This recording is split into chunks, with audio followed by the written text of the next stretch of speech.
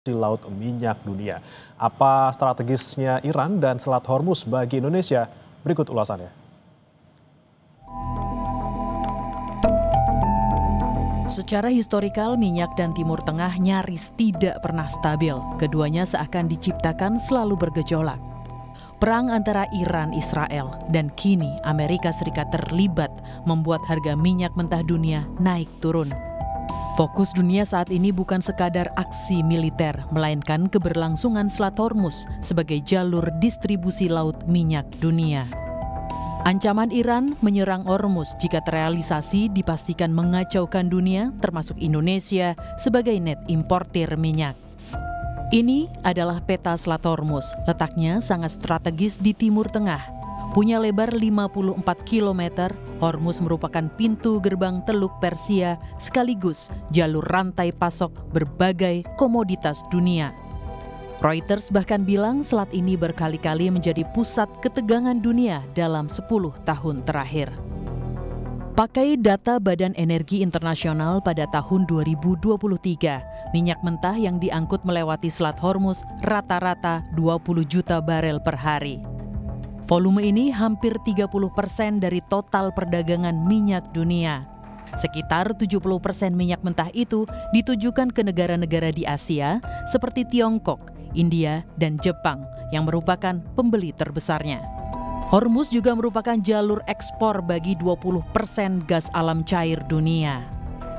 Indonesia sebagai net importir minyak lewat Pertamina juga sudah mengantisipasi jika Selat Hormuz diganggu perang. Beberapa jalur alternatif akan ditempuh sebagai antisipasi.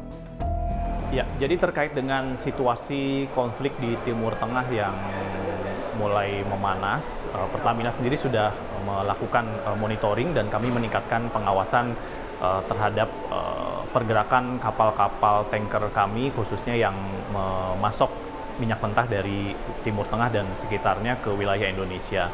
Melalui Pertamina International Shipping, kami juga sudah mengecek dan sudah memastikan bahwa seluruh kapal yang melewati rute internasional saat ini dalam kondisinya aman, sehingga pasokan masih berjalan dengan normal. Pertamina juga sudah memitigasi dan merencanakan sejumlah rute alternatif jika memang nanti eskalasinya akan meningkat. Sejak perang pecah di Iran karena Israel, harga minyak mentah dunia melesat ke atas $70 Amerika Serikat per barel dari sebelumnya di level 60-an dolar. 23 Juni 2025, harga minyak sedikit melandai karena Presiden Amerika Serikat Donald Trump mengumumkan gencatan senjata setelah pangkalan militer Amerika di Qatar diserang Iran. Minyak yang langsung landai setelah pernyataan Trump juga membuktikan pergerakan harga komoditas ini tidak hanya dipengaruhi oleh stok dan permintaan, melainkan oleh persepsi. Inilah yang harus diwaspadai Indonesia. Beruntungnya harga minyak dunia jenis Brent yang jadi acuan Indonesia belum melebihi asumsi APBN di level $82 Amerika Serikat. Tahun lalu minyak mentah Indonesia atau ICP bergerak di level $70, sedangkan Mei 2025 di level $62 Amerika Serikat per barel. Menteri Keuangan Sri Mulyani bilang perang wilayah strategis minyak memperparah tekanan ekonomi Indonesia yang juga sedang kerepotan menghadapi tarif Trump. Ditambah dengan berbagai kebijakan-kebijakan makro, terutama di bidang fiskal negara-negara maju, dan kemudian ditambah dengan kondisi geopolitik dan security yang sangat negatif, menegang dan bahkan sudah pecah perang yang menimbulkan kemudian ketidakpastian komoditas, supply chains. Ini semuanya menghasilkan dua risiko yang immediate. Risiko pertama adalah ketidakpastian harga cenderung naik, seperti harga minyak yang naik. Namun di sisi lain, dari sisi perekonomian global akan cenderung melemah. Jadi kombinasi kenaikan harga-harga karena disrupsi geopolitik dan security, itu menyebabkan tekanan harga berarti inflasi naik, namun dikombinasikan dengan ketidakpastian yang menyebabkan ekonomi global melemah. Itu kombinasi yang harus kita waspadai, karena tidak baik.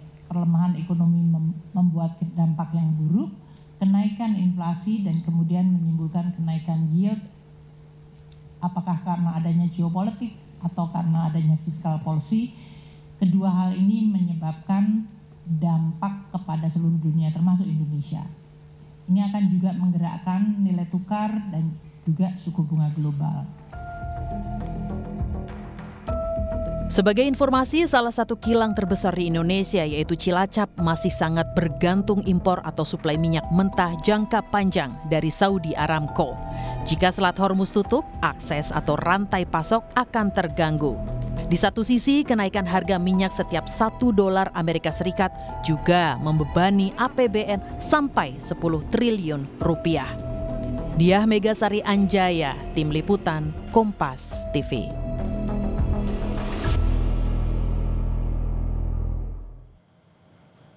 Menteri Keuangan Sri Mulyani bilang perang pasti menjatuhkan resiko ekonomi bagi Indonesia. Kerugian apa yang mungkin dirasakan masyarakat Indonesia? Apakah harga BBM beresiko naik? Kompas Bisnis akan bertanya ke Kepala Ekonom Bank Sentral Indonesia. Maksud kami Bank Sentral Asia, David Sumual. Selamat pagi, Pak David.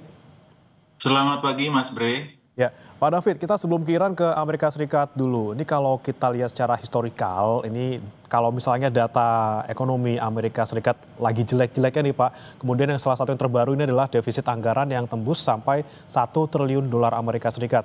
Kemudian muncullah perang di Timur Tengah. Apakah ada nih Pak korelasi antara data ekonomi yang buruk dari Amerika kemudian dengan pecahnya perang? Ya, kalau kondisi Amerika memang sejak tahun lalu itu kecenderungan melemah. Jadi kita lihat pertumbuhannya melemah dan ini juga diikuti juga dengan penurunan suku bunga Fed. Ya, suku bunga Fed itu kan sudah diturunkan sekitar 1% ya.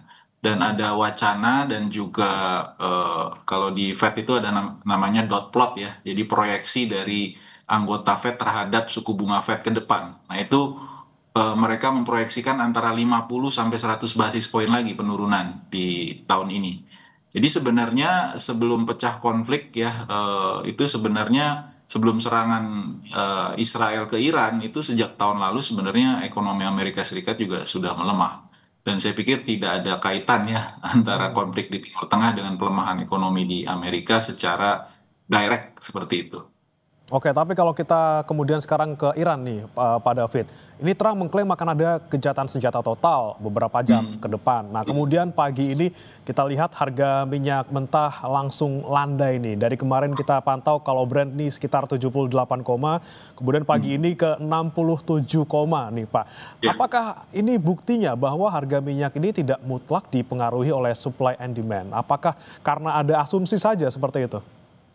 Sebenarnya kondisi pasokan minyak global itu sekarang dalam kondisi yang oversupply ya. Jadi dalam setengah tahun terakhir itu oversupply.